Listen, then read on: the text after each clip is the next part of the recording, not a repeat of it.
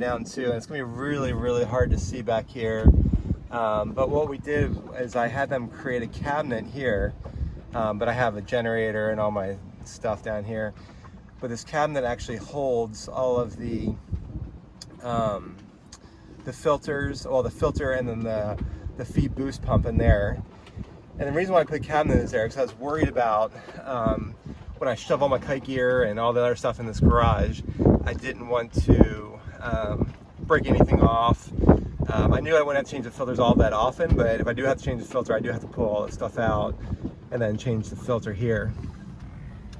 I don't know if we can see it back here, but we teed everything into the existing the boat. So I do have a fresh, which you probably do as well too, but you have a freshwater, it's all pressurized 110 all the time.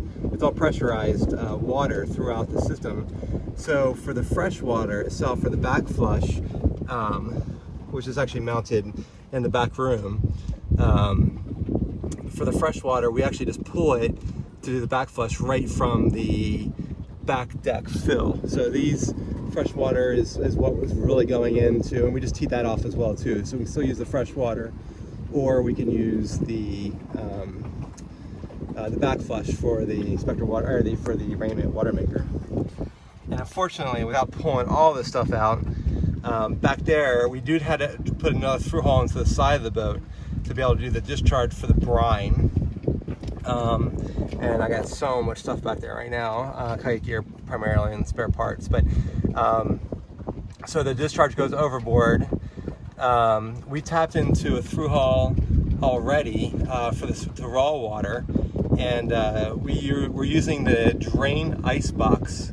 So that through hull that comes in, we're actually feeding off the drain ice box, because we don't use that for really anything, and we thought that made more sense. So the raw water is coming from the drain ice box through hull.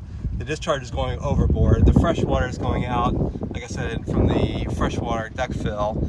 And then we had to run all the electrical.